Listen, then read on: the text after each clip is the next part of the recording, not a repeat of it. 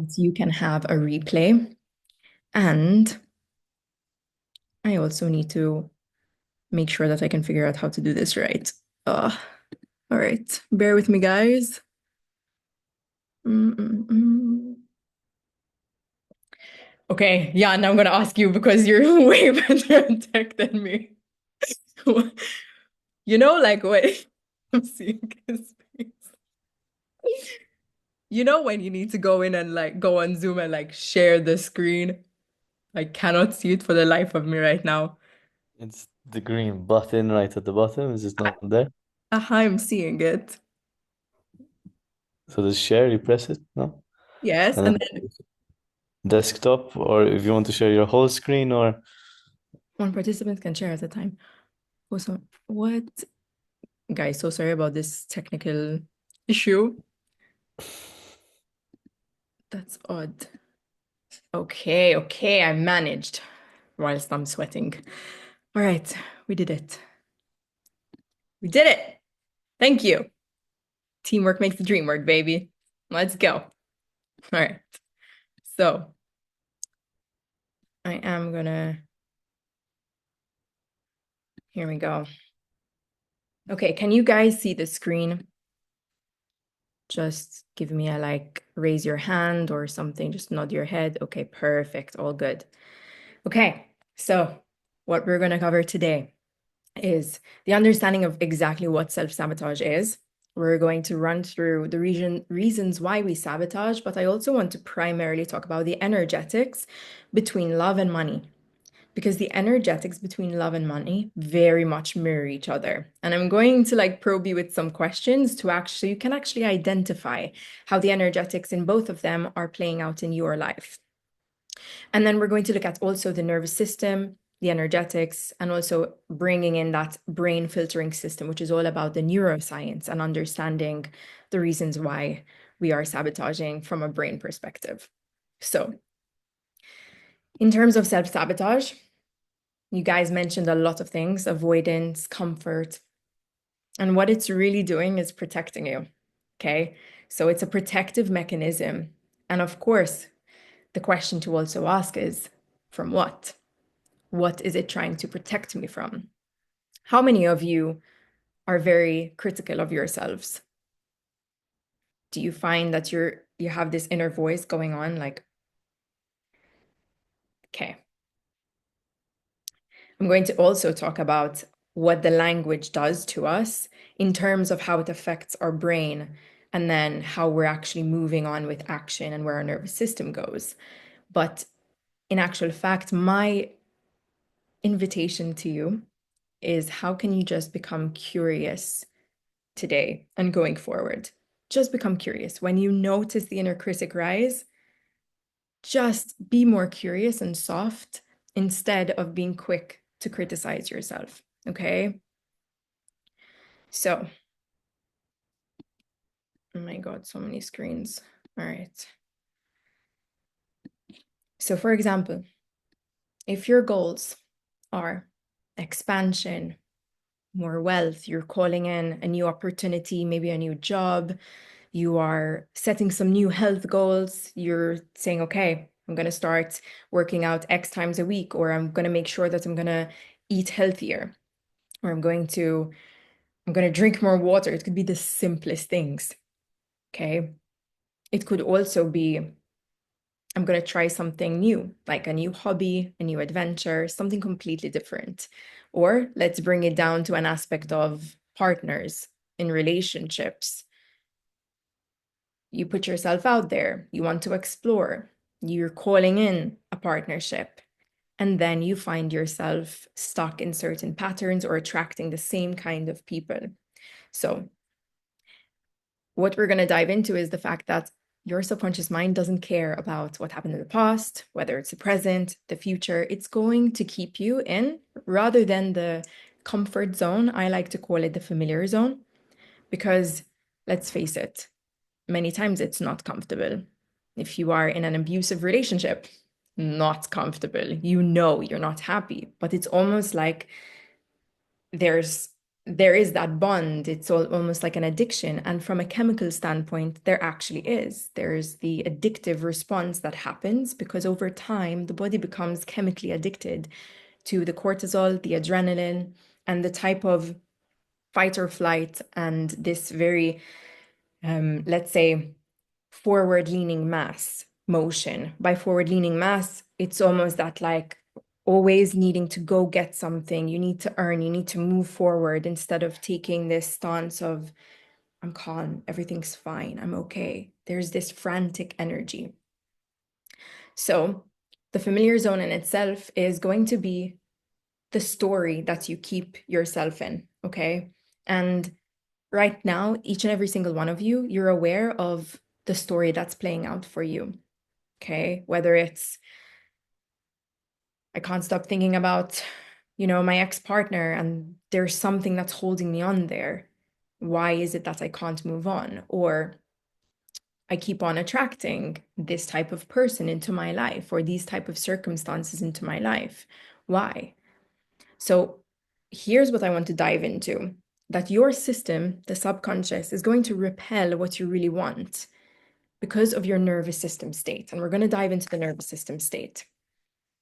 I like to use this example. The conscious mind, so your aware mind, think of it like you're getting into the car, okay? And your conscious mind is the GPS. It has the route. It knows, like, okay, cool. I want to go from A to B. You set the goal, right? Like, yes, amazing. I'm going to eat healthier, or I'm not going to send a message to my ex, like, done, block, delete, archive. That's the conscious mind. Like, we know it, we say it. We're like, cool. But the subconscious mind is the driver that decides, yeah, you know what? I'm going to take a left. I want to stop and just get a McFlurry and chill for a moment. Like, I'm going to go for a tour. The, your subconscious mind is literally the CEO of your life. So no matter if you set that goal, if there are things that are still looping in the subconscious mind that haven't been acknowledged, and why is it called subconscious? Because it is below level of awareness.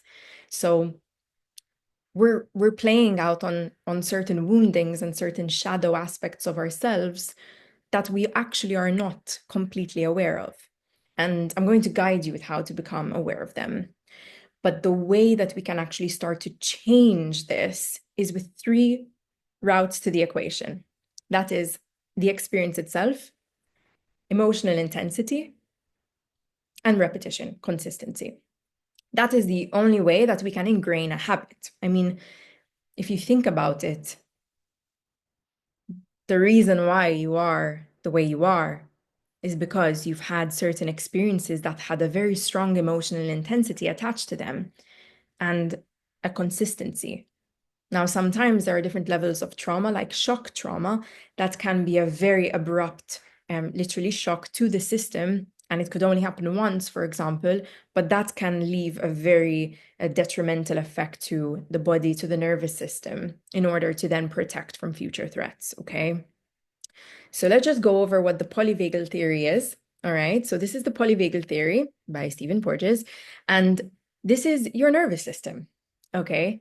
So the green area, the social engagement, that's our calm state. That's the state where we are connected, we're settled, we make eye contact with people, we have a softer gaze, we're more in the present moment, which also means that our breath, very important, our breath has a steady rhythm to it. We breathe by extending the diaphragm. When we're in fight or flight, when we're switching into that state, we have a change in our blood pressure, in our oxygen circulation. Everything begins to change. We also, when we're going in that sympathetic response, you are more tunnel visioned. So when we're in this social engagement, our peripheral vision is more open. We can see our surroundings, we're gazing, we're observing. But when we're in fight or flight, you're like this. You're like eyes on the prize or run away from the tiger or but nowadays, what is it? It's getting to work on time. It's dealing with lots of things coming at you in terms of demands, left, right, and center. It's trying to meet up with all of your standards, like going to the gym and then going back and then showering and then doing the tasks you need to do, looking at your phone and constantly reaching for the phone. Like there's an average of how many times we check our phone, and it's over 300 times, over 300 times in a day, which is actually quite crazy. But all of this input, the input in itself is already stimulating us enough to go into this fight or flight and sympathetic response. But this has a shift in the way that we view everything around us. So I'm going to explain this further, okay? I just want to explain the map so you have an idea of what happens, not just cognitively and behaviorally, but also internally to our bodies. And that's what's very different with my work, that I bring the whole element of Chinese medicine, of integrative health, so you can understand how your body is talking to you and the way that it will start to react, even from a health perspective. Okay. When we go into freeze, which if you're in fight or flight for too long, you eventually go into freeze. Now, freezing is that shut down. Think of it like, I like to think of it like this. How many of you, I want to literally see how many of you do this. How many of you, when you finish driving, if you drive, you sit in your car, or like when you before you start to drive, you sit in your car and you open your phone and you just stay scrolling for a bit. If don't lie, I'm watching all of you because I am sure that you do it.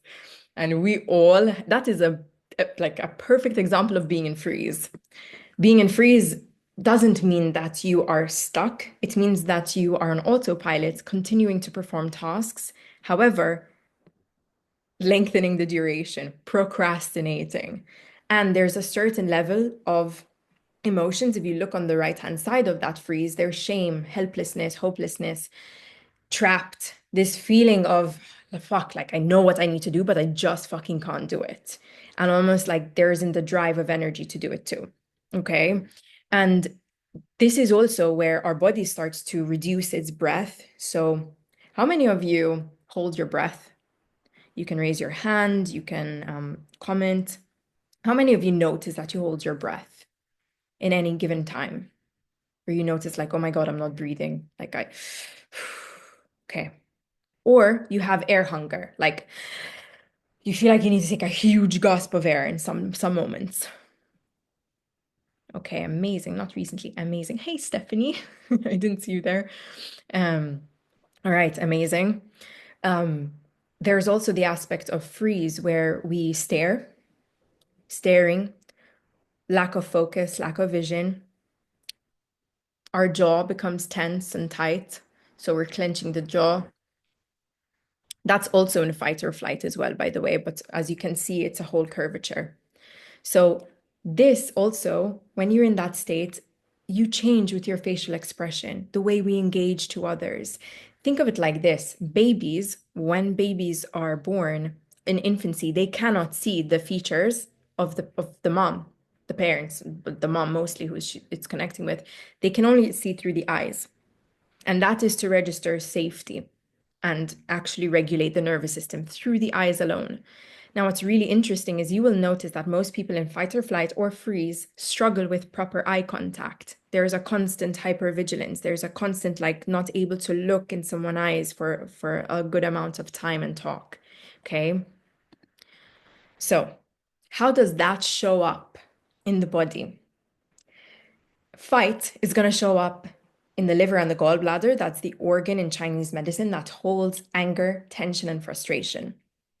Okay, so I teach a lot in my personal work certain types of meridians and areas in the body that you can press to actually relieve and support this.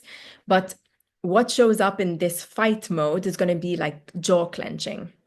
Okay, you're going to have tension, especially around the neck and the shoulders. Now we have a phrenic nerve, it's called, that innervates from the liver and it goes up all the way up to the neck as well. And that many times becomes inflamed. And that's why people also suffer with a lot of this neck tension and shoulder tension. Okay. Now, there are herbs that I recommend that you can see there that really support the liver, for example. I'm going to share a personal story very soon so I can help you guys connect the dots a bit better. We have flight. So, flight is mainly in the lungs and the heart.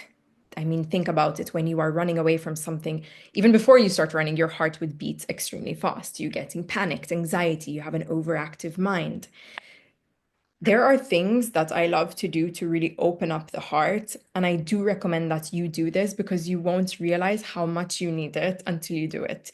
And it's a lot of these heart opening poses. So you're actually opening up the chest, opening up the arms. And that is one of the most vulnerable positions. Like in my somatic work, when I have one-to-one sessions, the resistance that some people have to being completely open is quite profound. And something as simple as that, even in yoga, doing upward facing dogs and different types of bends and all of that can really help with opening up the heart. But the flight in other situations, so I'm looking at the body right now. I'm going to bring up the other behavioral patterns in a moment. But flight can also look like, again, that forward leaning mass. Like if you notice your stance, I used to be someone who constantly, my body weight would shift forward, never be like calm. It's always forward, like when I'm walking. And it's this very driven, like energy driven. So it's constantly needing to move forward and not, you're also, you're showing the body that you're not in a state of calm because you're always needing to move. Then we have the freeze response, which affects the spleen and our lungs as well. And if you think about it, when you get a fright, you can also hold your breath and you go into that freeze, right? Now, there are other things that the freeze does affect, like even if you do get frights, etc., which I talk about more in other containers, like the kidneys. Um, and the kidneys, we have our kidney bladder and our kidney meridian and our bladder meridians.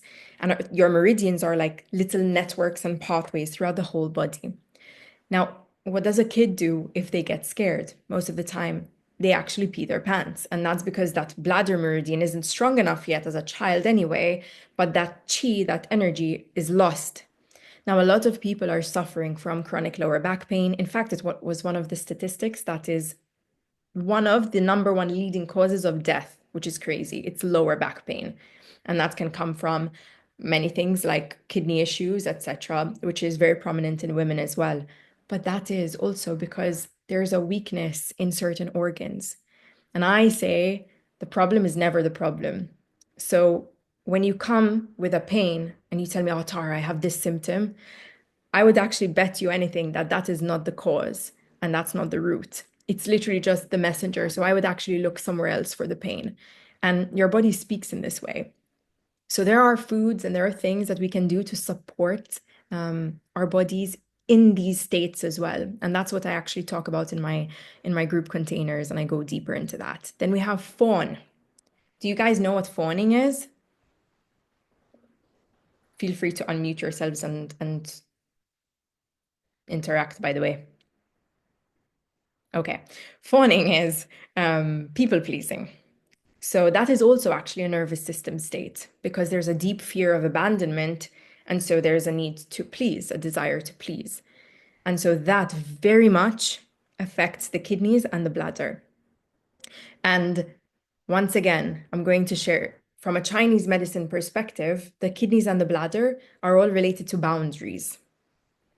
In fact, most women that I know, and this was myself included, when whoever is in a, let's say, an abusive relationship or grew up around abuse, those are the first things that become weakened: the kidneys, the bladder meridians, and that in itself is the reproductive system. So guaranteed there would be a reproductive issue, whether it's PCOS, whether it is endometriosis, whether it is painful periods, whatever, there's going to be an issue there.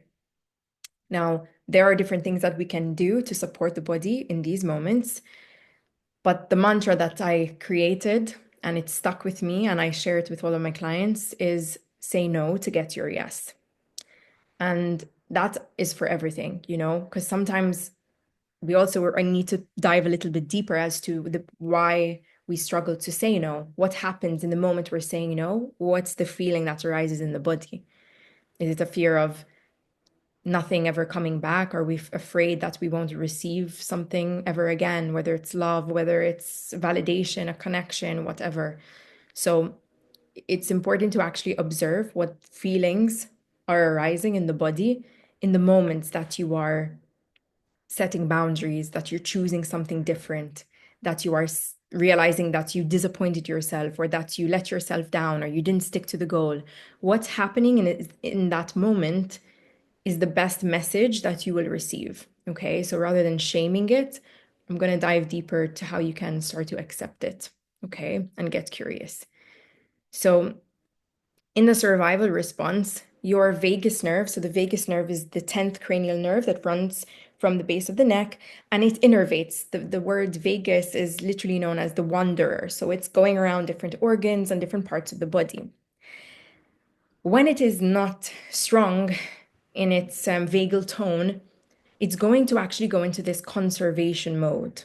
So it's going to slow everything down, your digestion, your reactions, your heart rate, everything. And it actually individuates the body, if you can see from there. So we also inherit our parents' nervous systems. This is important to note.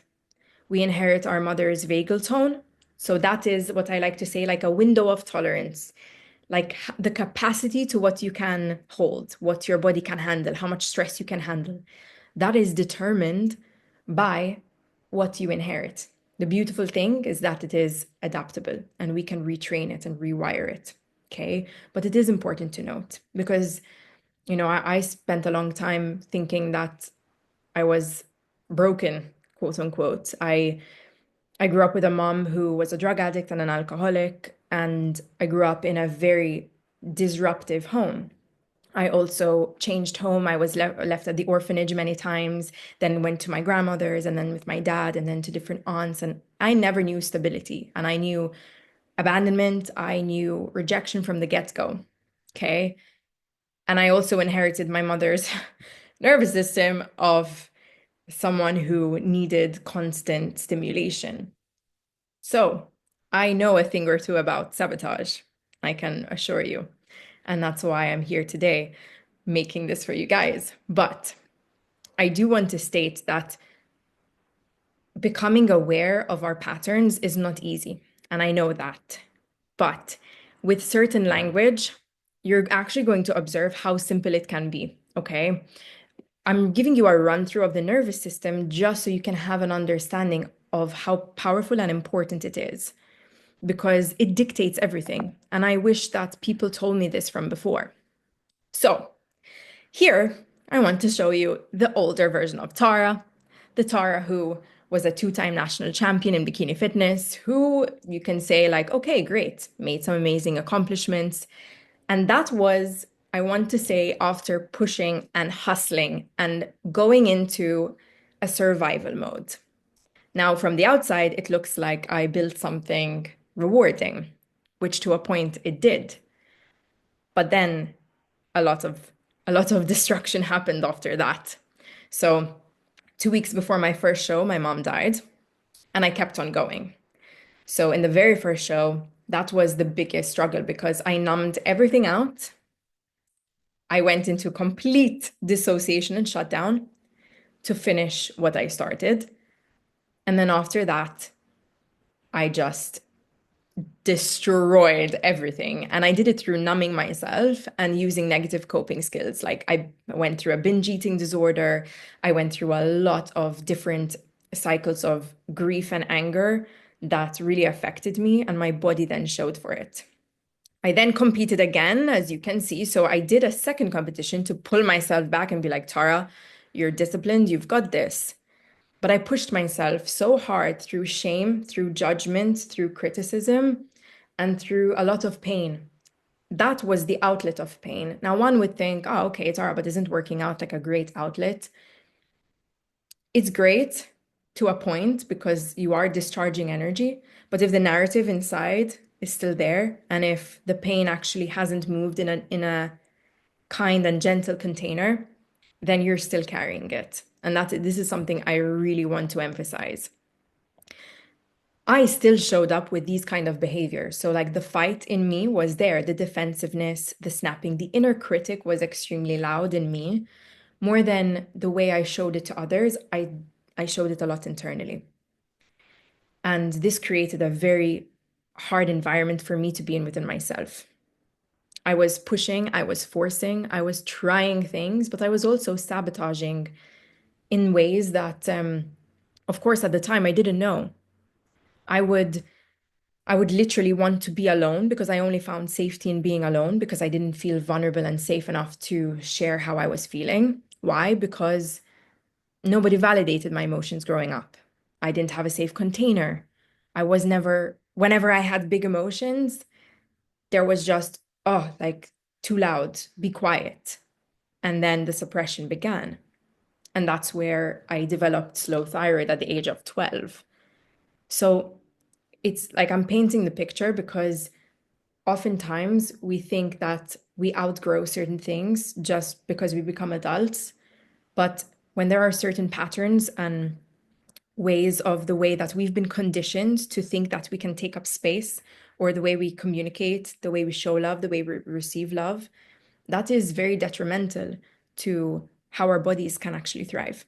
Okay. And the way that we show up in our day-to-day life, in our confidence, in the way we speak, the way we can listen to others. And for a long time, I actually struggled so much to even be compassionate towards others. Now, I consider myself a very compassionate person, but I had to teach myself that in many ways. Life humbled me a lot, but I realized how important compassion is because if we don't actually create kindness towards ourselves, first of all, it can never then be projected onto others, but we can actually never thrive in a healthy way. And there is a sense of control that the subconscious tries to take. And this control can look like different things. Like, how many of you try to control how much work you get done and whether you're monitoring every single thing? Do you leave time and space, or do you fill up your calendar? Are you comfortable with allowing things to be in flow, or do you feel like you have to plan everything and you have to know the answer and you have to know the outcome? Do you struggle to actually allow freedom in relationship? Do you feel that if you don't have control, if you're not knowing exactly how your partner is going to react and who they are, who they're with, or where they are, that somehow there's betrayal going to happen? So there's a lot of ways that fight can show up, not necessarily as this, fighting in defense mode, but it can come up in many other ways. So does flight. It can look like stonewalling, walking away from conflict, walking away from being vulnerable. It can even look like um, avoiding certain situations, or like many of you shared avoiding, and it can literally look like distracting yourself with so many different things, which means that we're avoiding commitment. Because at the end of the day, what is commitment? In my opinion, commitment is the removal of distractions. And like that, you can focus on one thing. The same with a partner. You're committed to a partner, which means that everyone else, at the end of the day, you're removing those variables and you're committed to one person. So the this aspect of distractions comes in because there's something that you're avoiding. But I want to dive deeper and I want you to actually write this down if you have a pen and paper with you, or just reflect on it. The question is, what am I scared of losing if I have to commit to this? Whether it's this action that you need to take, whether it's the person. What am I scared of losing if I need to commit to this? And the other one is also, who am I needing to become? Who am I needing to become when I commit to this? Because sometimes there's a deep subconscious fear beneath the surface of who we're going to be once we actually commit to that, and the role we have to take. For example, with my dad, this was a huge thing for me. I had a huge fear around creating my own success, around improving and taking on more responsibilities, because there was a time in my life where he was really successful and he lost everything. And there were moments where, of course, my sister and I, where we didn't have our mom around, so in those moments, it was just us, and he would just be completely depressed and non existent. And this is us at the age of maybe 7, 8, 9. And so I remember needing to cook and do different things. And all of a sudden, it meant, okay, that means that I don't have any validation, love, connection, nothing. It all goes away.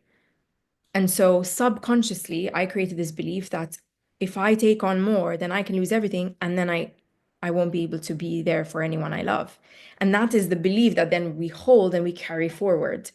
So obviously, the conscious version of me knows like that's not my story, but I still have to work on healing that from a deeper level. Does that make sense? Okay. And the freeze and shutdown, that goes in. We have the fawn, which is putting everyone else's needs before yours. So that means as well that you hide, you stay away, like you hide your own gifts. So that, for example, came up for me as well because I avoided my success and I was like, amazing, but I can, like, I see the potential in so many people. Like, let me just pour and shower onto them and put their gifts before mine and raise them up. And I subconsciously, I was doing it, of course, because I believed in them, but then a part of me was keeping myself small and not focusing on myself too. So I found all the distractions possible, you know? It's so funny. My twin sister actually called me earlier today and she told me she has a son, Matteo, and he's 6. And she was like, Tara, Matteo started. He is like avoiding doing his homework. And he literally would invent every single excuse not to do his homework. So he was like, uh, I think I'm gonna be sick. And he just closed his eyes and he just like, I think I'm gonna be sick. Like, oh my God, this child. Like he's 6 years old. He's like, okay, okay, no, I need a bath. I need a bath now. Mommy, I need a bath. And he just went in the bath and he stayed and waited there and he just filled up the bath. And she's like, you don't need a bath. Like you just showered. And he's like, no, no, I really need it. I am smelly. And I'm just laughing because I'm like, wow. First of all, I told her, this is amazing that you're telling me this right before my self-sabotage call. And secondly, it's like, look at the things we can also create to avoid the things we actually need to do. Like he just needed to go to his homework. So yeah, that can be a huge thing. And the thing is, it's very common in athletes, like high elite athletes who you'll see that they get injured before a big game. There's such a psychosomatic association there that happens that the body will self-sabotage sometimes. And it's to that level of like even an accident happening or something of the sort, because it's also relying on energetics, which is what I'm going to talk about. Now, in my case, it began to show up in my body. And after I had competed, and I decided, after a lot of trauma that I went through, I left the country and I went to live in Canada. And that's where I was diagnosed with my autoimmune diseases. And I was really struggling. But I didn't want to. I didn't want to come back to Malta. So I really pushed and I tried. But eventually I had to. And that is where I actually dove deep into becoming a holistic health practitioner and working on myself. Now, I did all the protocols, I did all the things, guys, I'm not joking. I continued my weightlifting, I stayed with my targets, and I kept on pushing. I kept all the doing, all the logical stuff, all the forward action stuff. That was me, the very masculine, forward driven, keep going, don't stop. That was my mentality. And then this is how I basically, my body ended up inflamed, full of cystic acne, constantly unable to have mobility and move my body because there was so much tension in that fascia, which I talk a lot about in my work. Your fascia is literally your highway of communication. It's made up of collagen, elastin, and also this extracellular matrix, this like liquid matrix. If it's healthy, when there's certain trauma and stagnation, it becomes very rigid. That puts pressure on our organs and our lymphatic system. So it blocks us from actually moving toxins. And your lymphatic system is the emotional shock absorber. So think of it like it's taking everything. And if you're not moving it, it's gonna get stagnant. Okay. If there's not proper drainage coming down, in my case, there was not enough drainage coming down into the collarbone, these parts of the bones, the left subclavian veins, which is where most of our waste is deposited into the body. That is where a lot of toxins lie. Even women who get breast cancer, the lymph nodes in this area are mostly stagnant. So, this is where your body will speak to you in many ways. Now, in my case, it was also a lot of anger, suppressed anger. And there was a lot of suppressed anger. There was a lot of stored emotions and stored grief that I was experiencing that I didn't process. And that shows up in the skin. In Chinese medicine, the lungs are associated with the large intestine, which then open up to the skin. And mine were holding a lot of unprocessed emotions. And when that happens, it weakens the energy of those organs to do their job with other functions. Okay. So I'm telling you this because it is all relevant, because it will show up in different symptoms. And that is also based on the language that you will speak to yourself. Like, whose story is dictating your life? That is the important thing to also ask when you have beliefs coming up. Whose story is it? Because confirmation bias is literally your brain's tendency to actually seek out the confirmation, to confirm your belief. And it will literally like filter out anything that is not confirming that belief. That's the craziest thing, because the subconscious just wants to be right. It's just going to be like, ah, I told you so. I told you. That's it. And it may not even be the truth of the story, but it's the way that your brain is filtering it out. So it's always important to take a moment and stop and actually pause and ask, whose story is it? Now, I really want you to take a moment. I dive really deep into this into my 3-month container, but I included these in this presentation because I would like you to take a moment to observe the 5 core soul wounds and write down in the chat which ones you resonate with the most. There is abandonment, the fear of being left, unloved, unsupported. There is rejection, the fear of not being wanted, the fear of being unworthy. There is betrayal, fear of being deceived, let down, loss of trust. That happens a lot when parents see when children see their parents separating or being cheated on, huge, or being cheated on yourself. Man, I had all of these fucking wounds. Like the first one started from childhood. It's like they kept on going up the more I got older. They just kept on going up. Fuck. Oh my God. Humiliation, fear of being exposed, judged, shamed. For example, I grew up around a family that were constantly criticizing each other. Not only did I observe that between themselves and what a lot of my dad's sisters used to say to him, but then also to me. And it was constantly being criticized.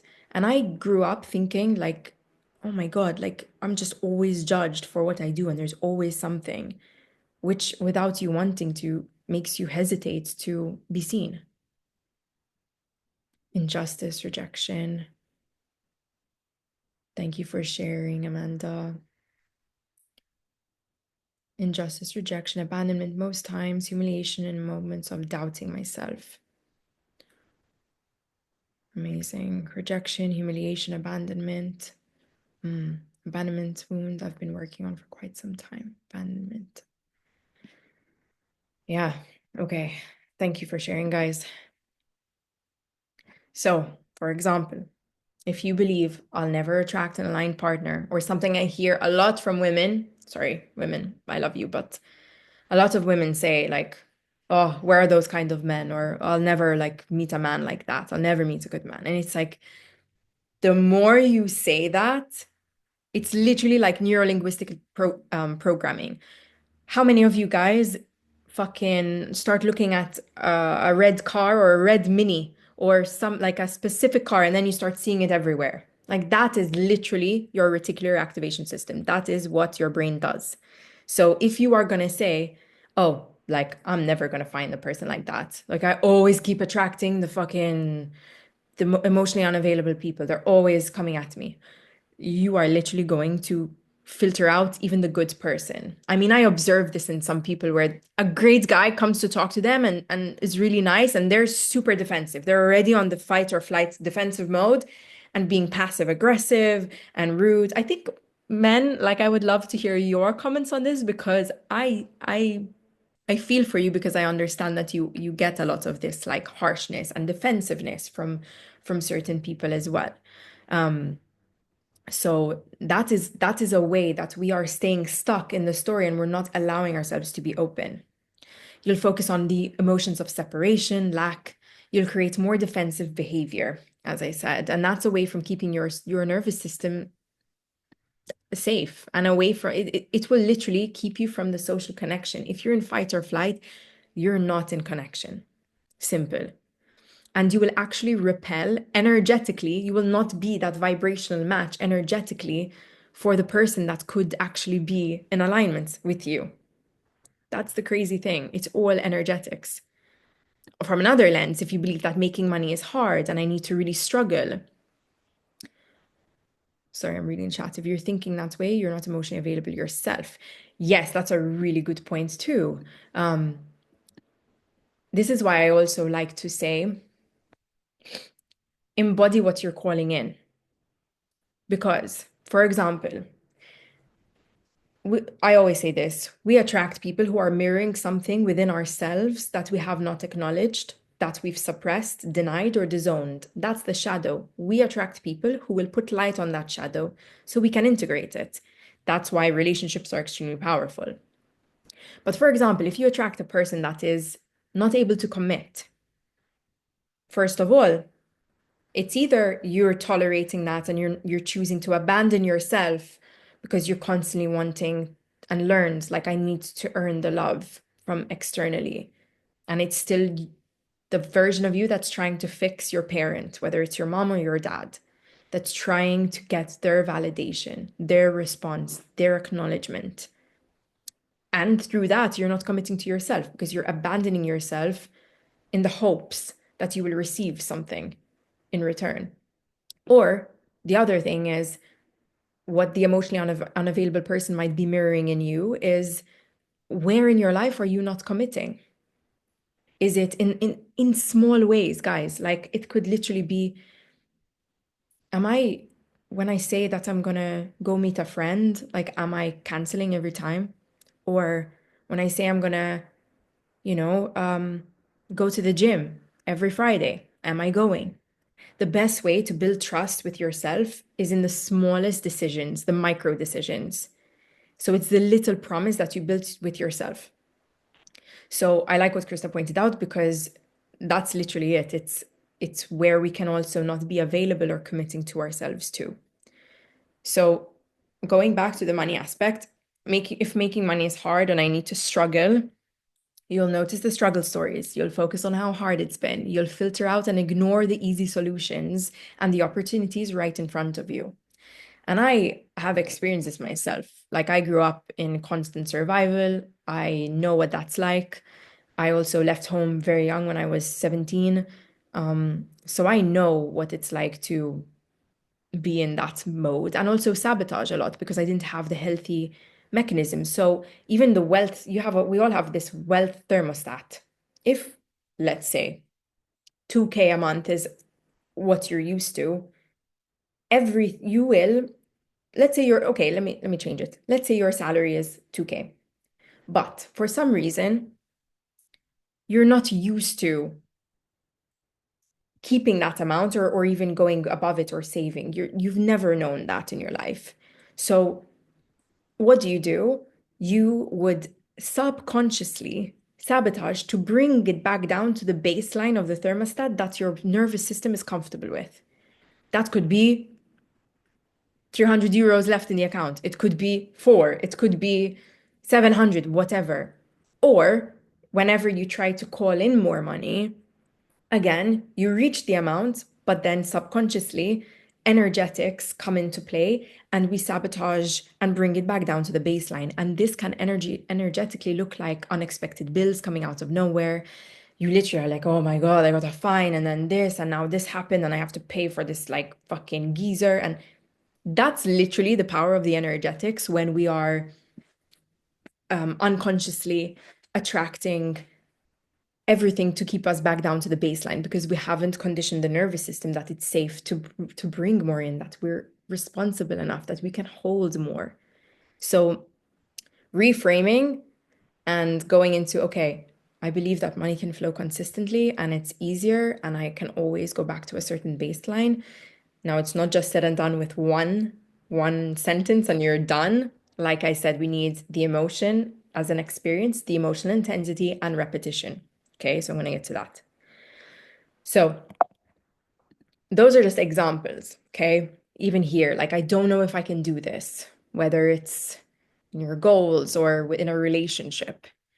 Your brain will continue to dictate with your nervous system, even causing anxiety in a situation. Let's say you meet a new person and you still have this belief of not enoughness. When I'm vulnerable, I am left, I'm abandoned.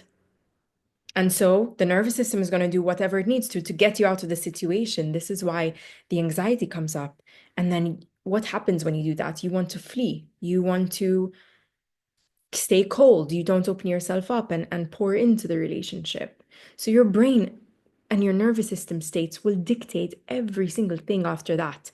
You will subconsciously, mainly out of fear of being seen or being the person who doesn't complete the task, you will do everything to contradict that task.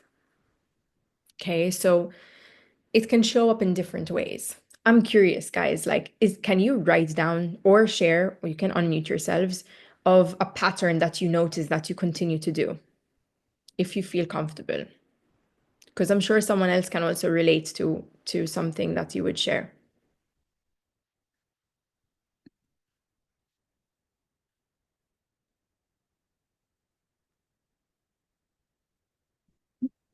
May I share something? Yes, please do.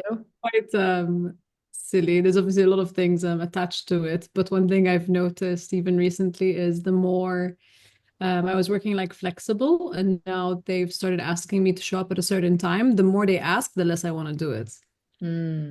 Okay. So what is it that you're afraid of losing once you do it? I think the freedom of my own schedule. Okay, and why?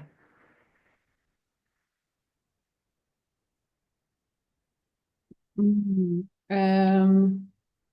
Autonomy is for sure one of them, but then also, no, maybe there's a bit of a power. It feels like a bit of a power struggle, I Hmm. think. Um, Before, like, I had it in a sense comfortable my way, right? Or I could dictate kind of when and where and how I, schedule my day. Um, and now I feel like, I don't know, what am I going to lose? I feel like accepting it is giving away kind of that freedom, literally. I Okay. to accept it. I don't want to say yes, I will show up at that time because then if I do it once, then they're always going to accept it, expect it, you know? Hmm. So that's a very, you see, like when we dive deeper and we ask the why behind the why, which is the method that I love to use, we can understand what it is that our body's feeling unsafe to give up. Now, of course, we can either reframe it and actually say, okay, where can I state a boundary here and still show up in a power sense and create autonomy nonetheless, while also meeting the need, but keeping a certain understanding, whether you can write it down of what you're actually still gaining from the situation. Because sometimes even when we write it down and reframe it, we can actually change the story. So for example, even with something like, if selling, like the word selling or sales to many people sounds really uncomfortable and they just cringe, like they're like, oh my God, sales, like I hate that. It sounds so pushy and forced. But you can change the word, and maybe the word in itself can be something else. So it's all about the association, because let's say instead of sales, I say solutions, and I'm actually, what I sell are solutions to your Mhm. problem, or to a situation for you. So, and the moment I can change solution, like how does your body feel? Does it feel more relaxed? Do you feel more calm? So I would also look at what words can I use that can change the story as well. And that's also what I wrote here, because sometimes our brain really locks in just on one thing and we associate that. And it could come from a past traumatic story for sure as well. But reframing can literally look in the simplest form, look like just changing the word. Changing the word, if you already have a bad association with one word, let's say, for example, diet is a big one, you know. Some people, I mean, not even I like the word diet. I just, for me, I call it a lifestyle, you know, and it's a lifestyle I choose. Whereas a diet for me was always very restricted.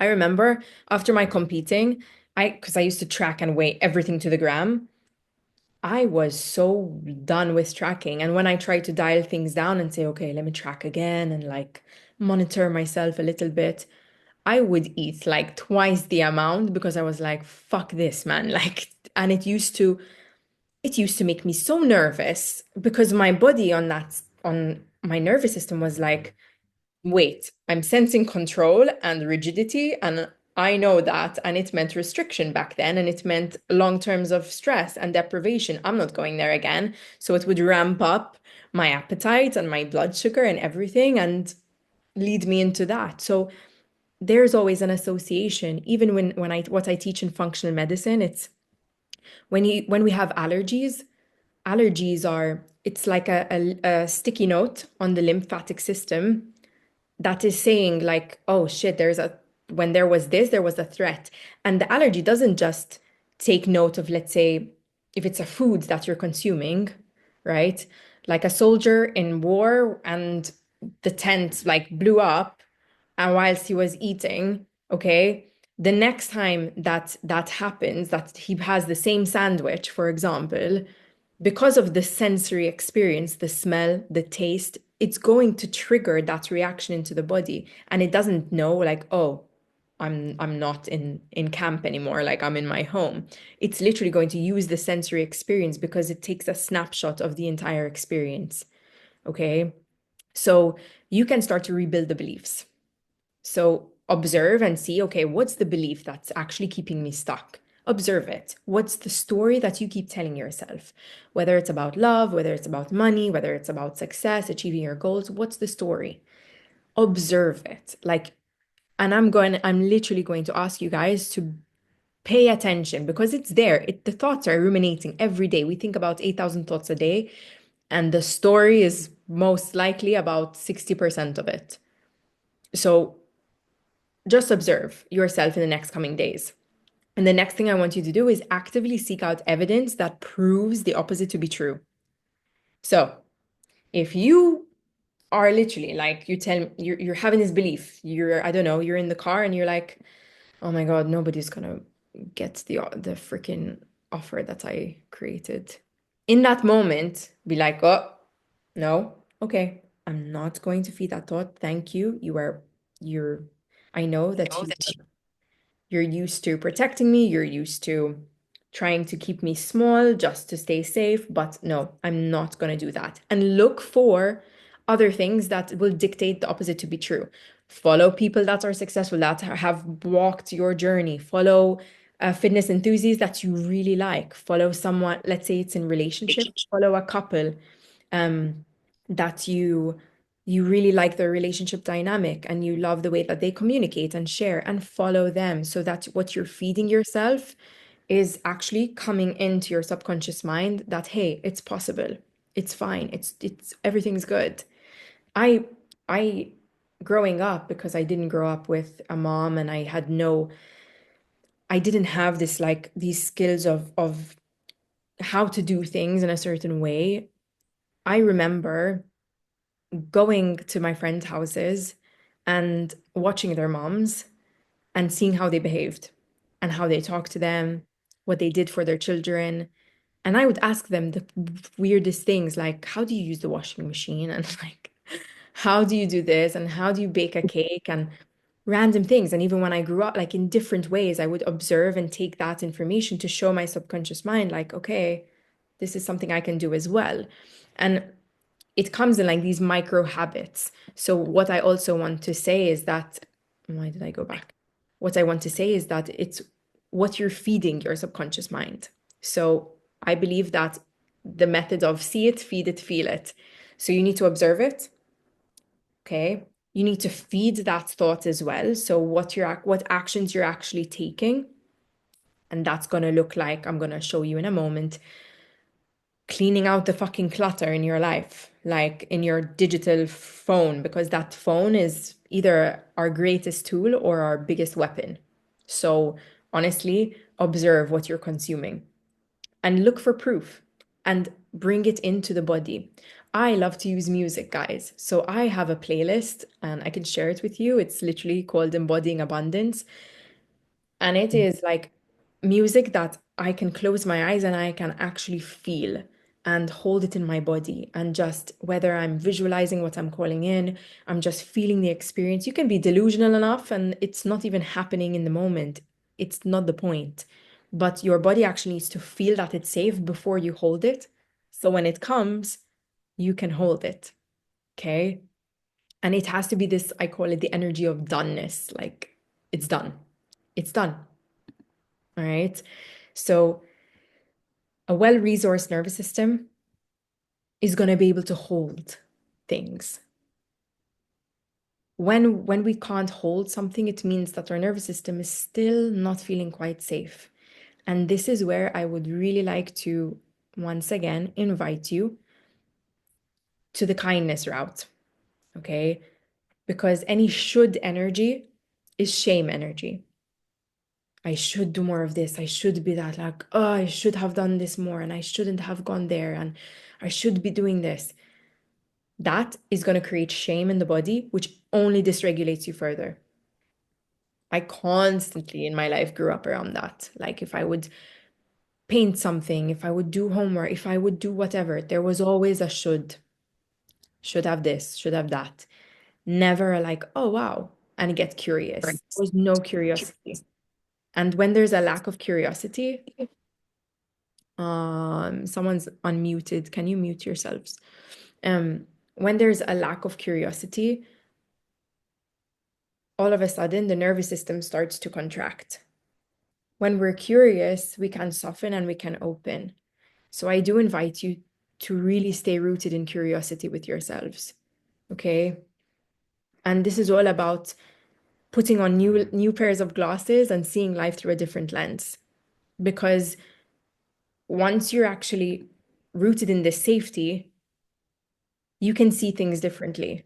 So instead of the fight or flight, that narrow tunnel vision, we're finally opening up our perspective and you can actually see your whole peripheral surrounding. This is literally what happens from a neuroscience perspective. If you're looking at a screen all day in the office, naturally, you're shifting yourself to a sympathetic nervous system state. Now imagine how many of you guys, I imagine, are doing this for a long time during the day at work, right?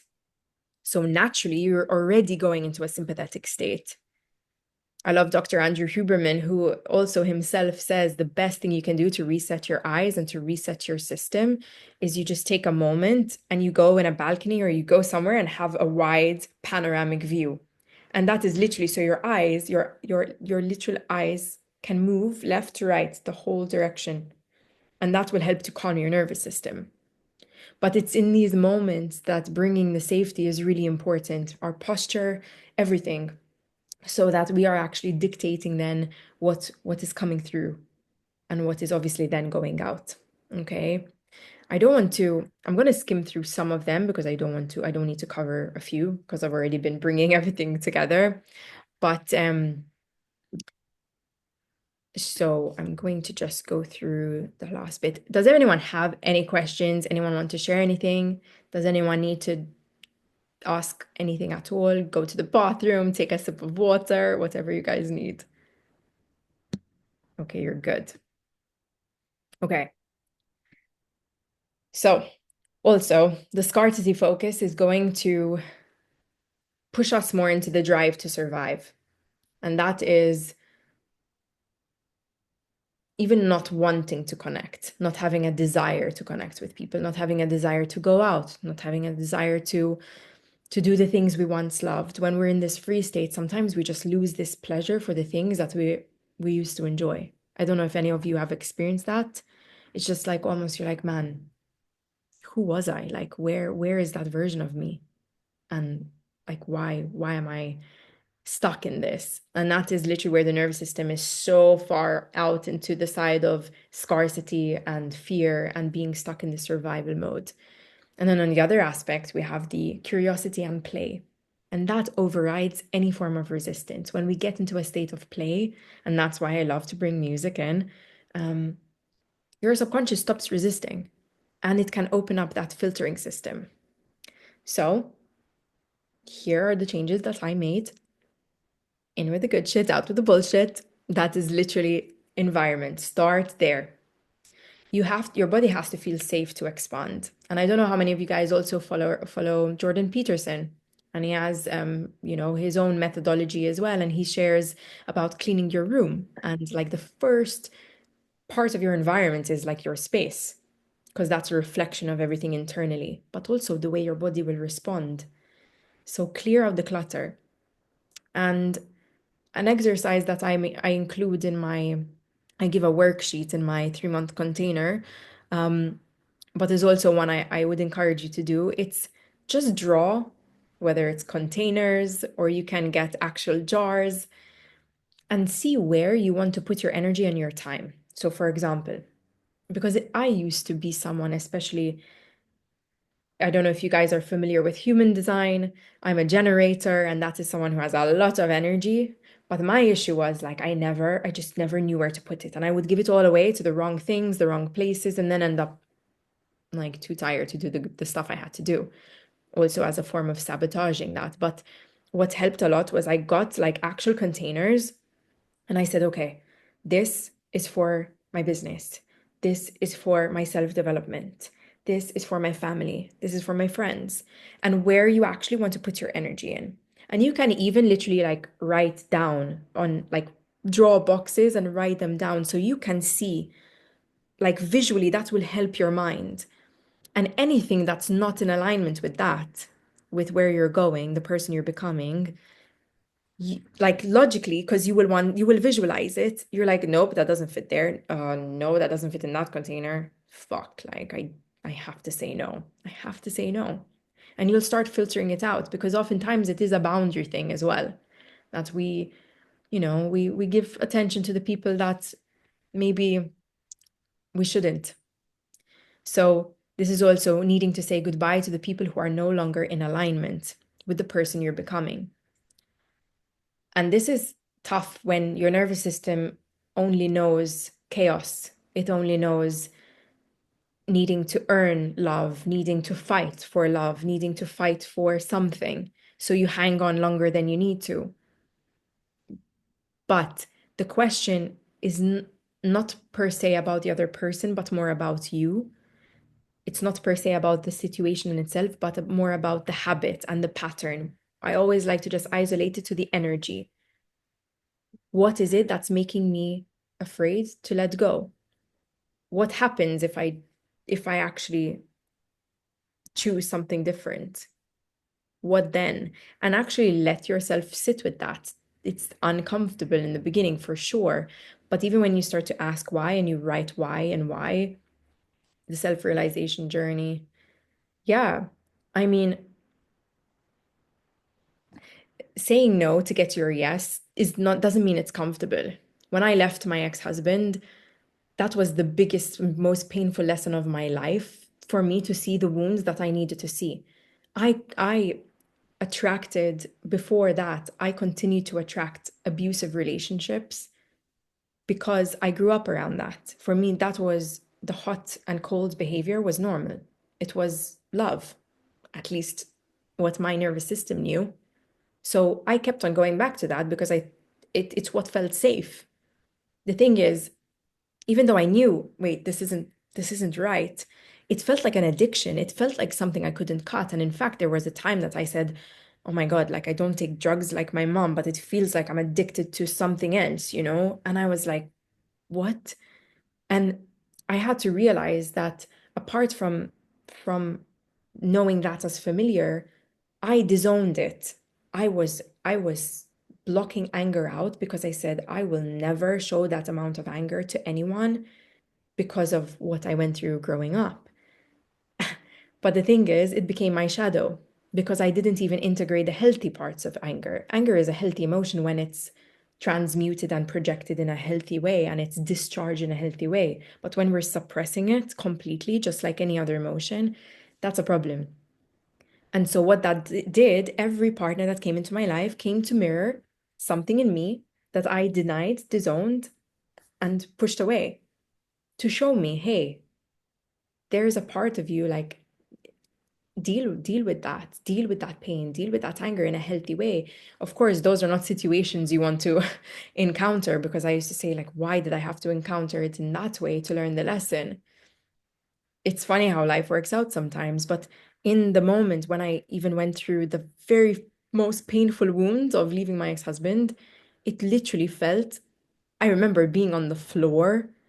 And I knew it had nothing to do with him. I knew it like it wasn't about him. I knew that it was the energy inside, feeling like I was literally on fucking drugs, like needing my next hit. And I was like sitting with myself, feeling that pain and saying like, oh my God, like this is so this is so interesting that this is what I felt that love was like, that's what the body needs. And it's not, it's an illusion. It's when it's that desperation, it's an illusion. So clearing out your environment is extremely important, and knowing that every single thing that's coming into your existence is to mirror something back to you of where you might just not be fully owning a part of yourself in a loving, compassionate way. Because the moment you show it compassion and kindness and not run away and not be like, oh, no, I can't deal with you, or this is too much, that's when we actually can make space for it to just dissolve. Okay. Then we have the consumption, what's on your feed. So it's called social media feed for a reason. So what are you feeding yourself daily?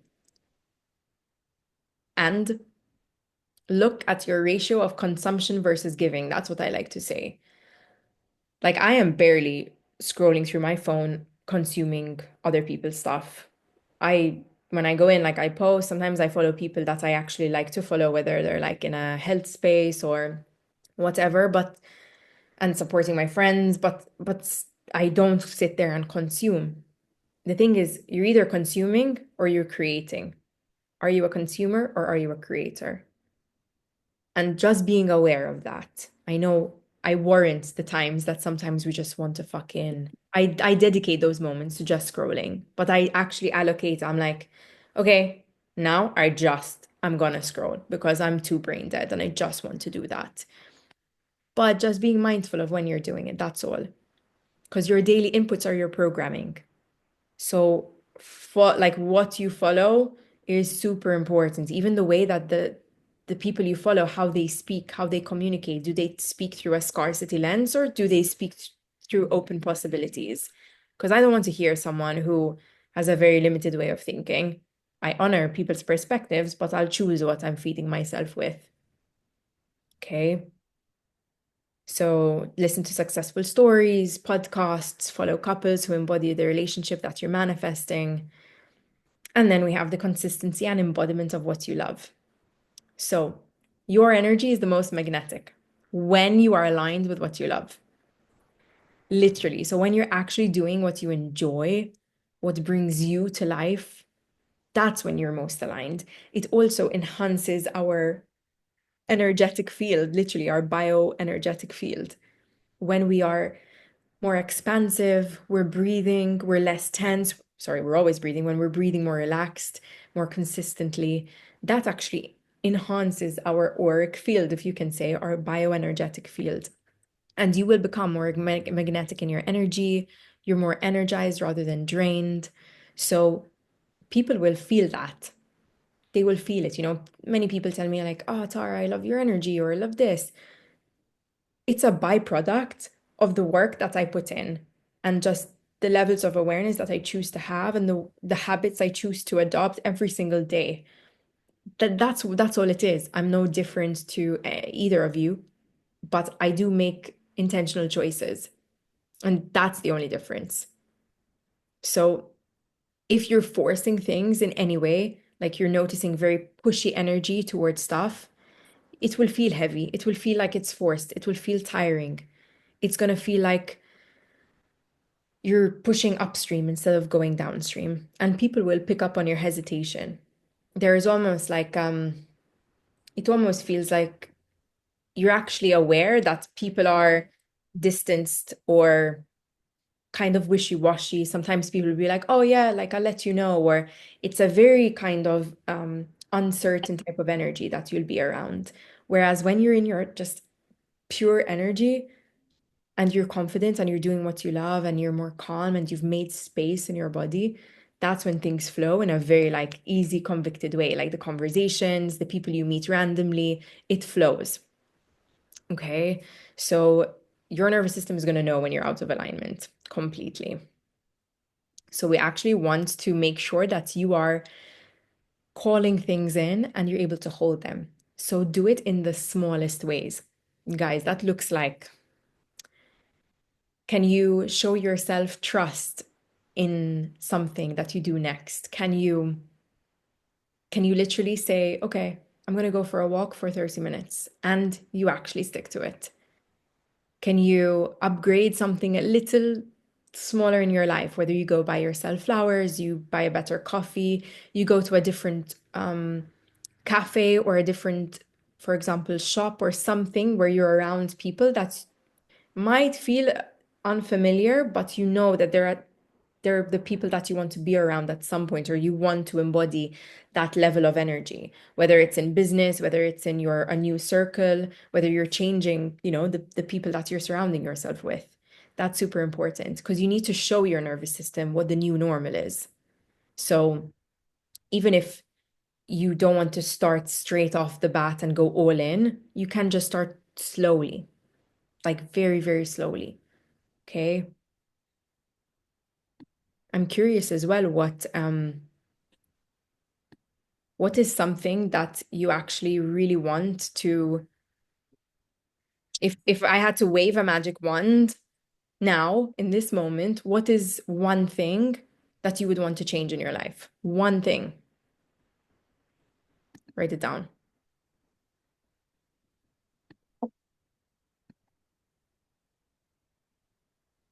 If I could wave a magic wand right now in this very moment, what is one thing you would want to change?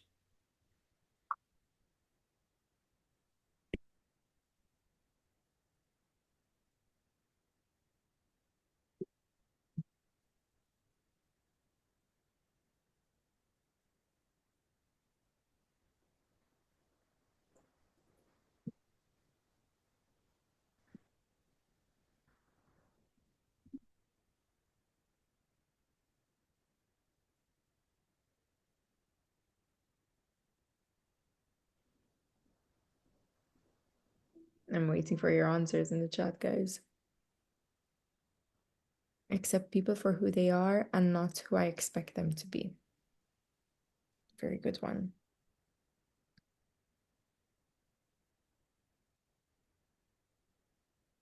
Anyone else?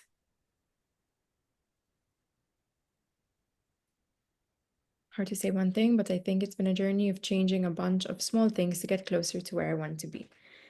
Yeah, makes sense. Makes sense. That's also a great point. It is a lot of micro habits. I like to say that we're constantly reshuffling puzzle pieces until it just looks way more clear for us. And it's okay if it looks messy. Love myself unconditionally, improve or remove procrastination. Amazing. Love your mess. If I can give you one sentence, it's love your mess. Because maybe a lot of you were criticized or criticize yourself for being messy, messy in your decisions, messy in how you set your goals and then fuck up. Love yourself in your mess because it's through that. I love the perfect visualization of this and the way I like to show up for everyone and ways I wish I was shown up for is imagine this visualization of someone crying on the floor in the shower, holding their knees in their rock bottom, I'm done moment. And you just walk in there with your clothes on, sitting right beside them. You get down right beside them with the water running, and you're literally just sitting with them. That for me is loving your mess. And through that, there's only one way up. I love the not reacting intensely to a particular trigger, having deeper, more meaningful relationships, observing the patterns in that moment is important. And again, not avoiding them, but actually getting curious and loving your mess. So here are some of the journal prompts that I wrote for you. You guys are going to get an email um, after the call. So you're going to have the tools, you're going to have a recap because this was already a lot of information. So I don't like to rush and push a lot. I just like it to be digested. Okay. And then you'll have a recap and you'll have all the info. So don't worry. But these are prompts. These are Yes. Okay. okay, you have to mute yourself. Sorry. I was muted. I don't know how it keeps unmuting. So where in my life do I create safety by staying small? What would I have to believe about myself to fully receive? Who am I afraid to let go of or become to step into this reality? And what nervous system state am I in when I sabotage myself? So observe. Fuck, do I freeze? Do I flight and run? Do I fight and get defensive and snap or criticize myself and put myself down? Those are huge. I know they're simple, but they're huge.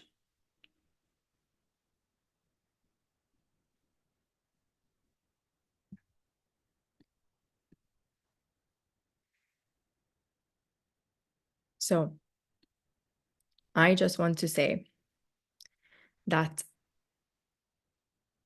before I go into a bit of a visualization and an embodiment practice that I would like to do with you guys before we close off, I have a 3-month container that is launching on the 11th of May, and it's called Magnetic and Worthy. And you guys get 20% off.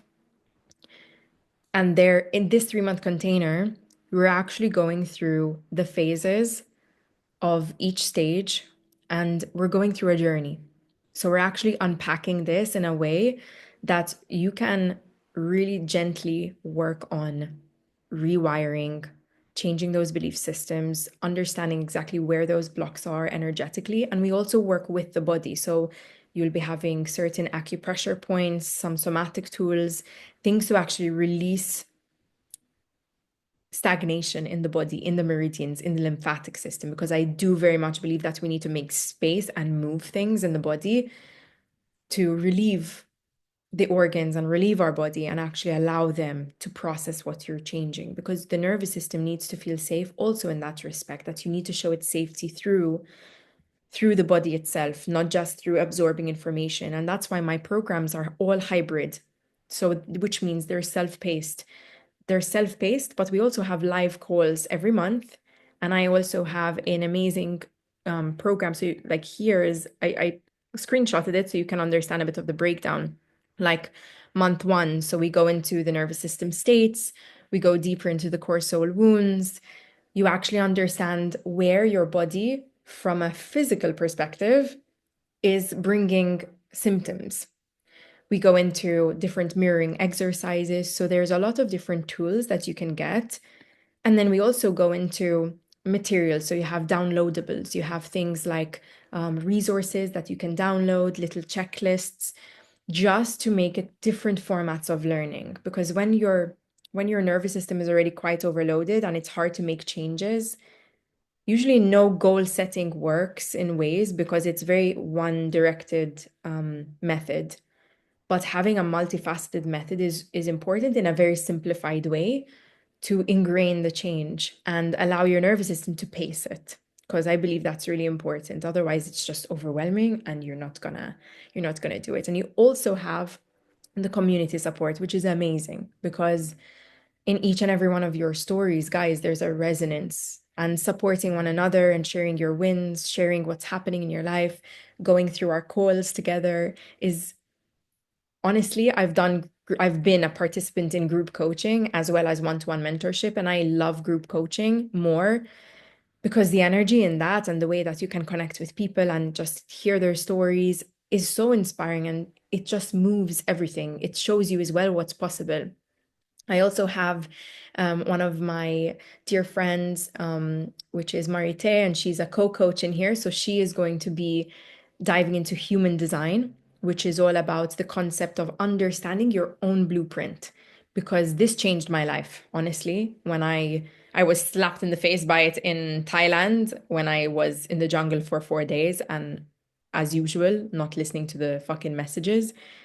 And human design is one thing that not only changed my life, but it's why I use it in all my coaching. And it is fundamentally so relieving when you understand what your human design is. Everything just makes sense. And this is all about it. Are you ready to not struggle anymore and realize that you don't actually have to struggle to achieve your goals? There is a way that is easier for you, and it's your own blueprint. So, this is what we'll be diving into the coaching. And what I'll be sending you in the email tomorrow, so you have a bit of a taster, is a free start to this. And it's my free guide. It's a very little short access that you have to basically a session, an online clearing session, and you have some prompts in there. So this is where you will start. And like that, you can feel through it. I know that there was Kelly who actually quite a few people here already did this and have found huge changes just from that. So like the messages that I got just from experiencing this alone is profound, you know? So then when we're working really closely, it can be a really beautiful way to transition and to grow. Right? So I do want to actually ask you guys, what is one thing right now that you are walking away with today? What is one thing that you feel that you are walking away with in terms of how you can recognize a pattern, how you can notice what you may need to take action on?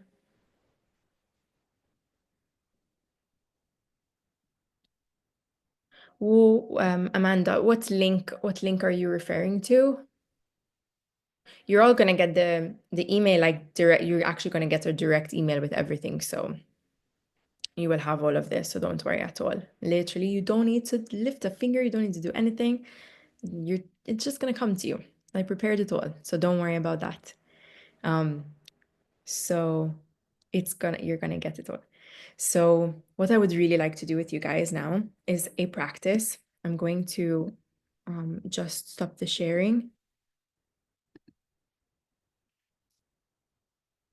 Oh my God, I got a huge fright. I thought I fucking closed everything.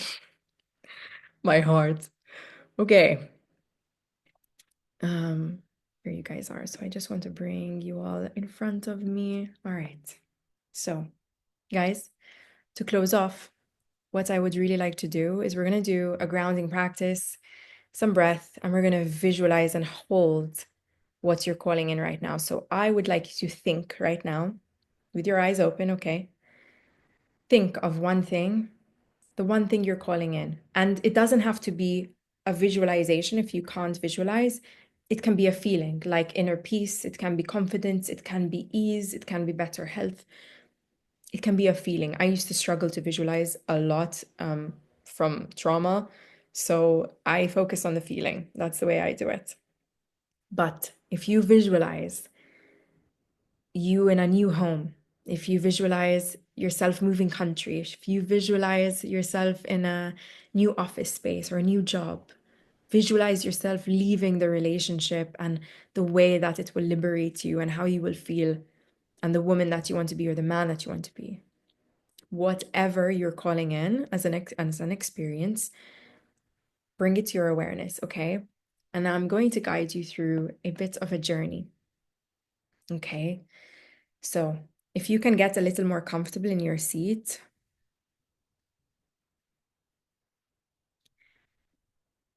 get a little comfortable, maybe laying down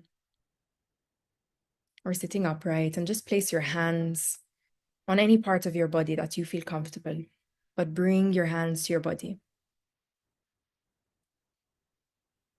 And take a moment to close your eyes very gently.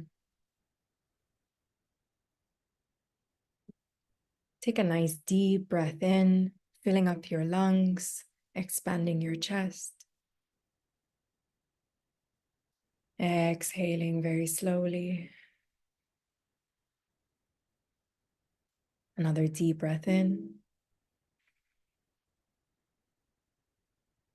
Exhale everything out, sinking deeper and deeper into the surface beneath you. Now I'd like you to imagine that you are walking in nature. The sun is shining. You can hear the birds chirping. You're breathing fresh air. Now, as you walk, I'd like you to approach a wall. And behind this wall is everything that you are calling in. The desire, the outcome, the feeling. How big is that wall? How wide? How tall? Imagine yourself standing right in front of it, knowing that what you are calling in is on the other side. And how big is that wall?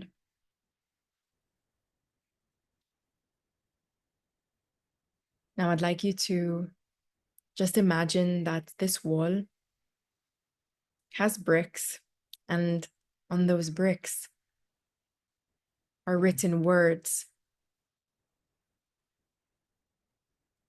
that are blocking you, stopping you from accessing the desire, the goal, the outcome. And I'd like you to gently reach for a brick and slowly start dismantling this wall, looking at each brick, each word. What does it say?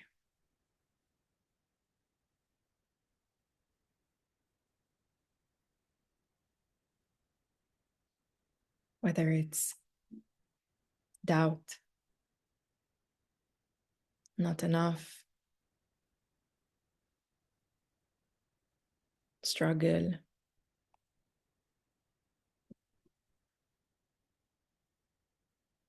keep bringing brick by brick down, dismantling, knowing that you have the power.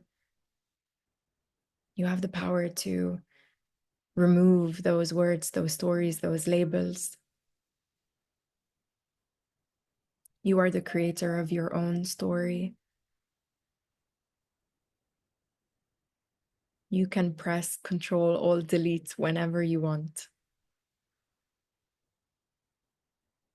Bring those bricks down to the floor and just look over and take a look at your outcome, your desire. Can you observe the colors, the feelings? What do you feel when you see it so close to you, so evident?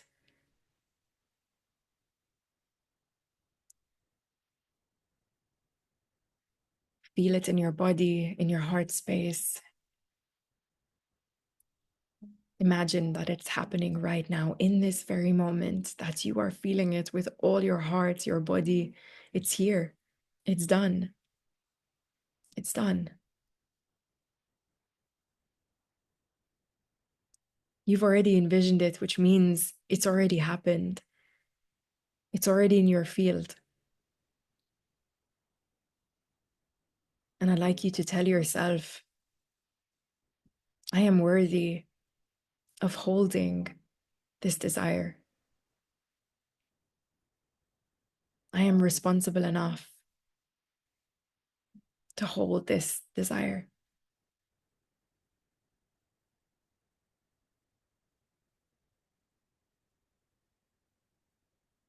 I will not let myself down.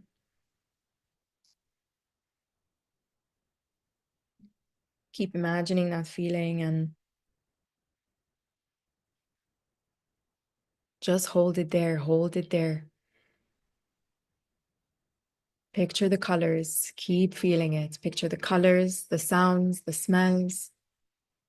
Let it build up. Feel it. It's done. Tell yourselves it is done. Take a deep breath in. Exhale slowly.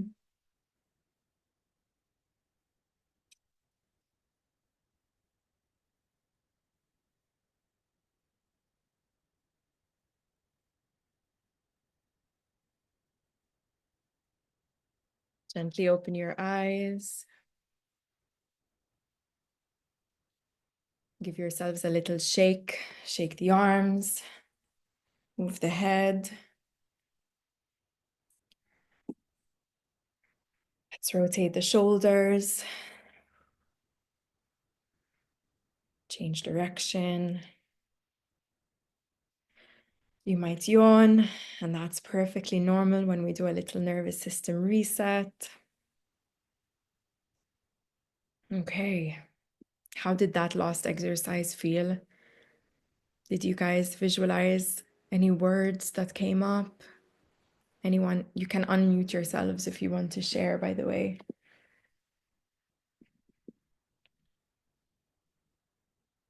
It's also okay if you couldn't actually feel or hold the feeling. It does take practice. I know this very well. There were days that I just couldn't feel it. But bringing in sound, bringing in that touch, bringing in visualization is all extremely important. And something else I wanted to just let you know before you go is whenever you're doing these kind of exercises, even if when you sign up to the free class course that I will send you tomorrow, try to pick a smell, one smell that will be consistent for all of this work, because the smell goes straight through to our limbic system. So it doesn't need to bypass the brain. It doesn't need to be processed by the brain. It goes straight through to the limbic system, which is all about emotional processing. And that is where when we tie a smell to the experience, you're actually improving its emotional intensity, which is part of then how it helps with the neuroplasticity. So that's why, for example, you smell lasagna and it reminds you of your childhood and your mom, for example, or you smell a favorite dish, or you smell a perfume and it reminds you of this one person because there's that emotional association. So use one particular smell and stick to it with this kind of work, and it will really help the process for you. Okay. If you have any questions, please let me know. Otherwise, I'm very grateful for your time that you took today to be here, to be in this space, to just take in some new information. Thank you. I appreciate you. And if you do have any questions, please let me know, whether it's, on Instagram or if you have my number. I'm here for any additional support. Okay. But you will be receiving the information and some other updates tomorrow. So, yeah, I hope you have an amazing evening, good rest, and a beautiful rest of your week as well. Thank you, guys. Ciao, ciao. Thank you. Thank Bye. Thank you. Bye.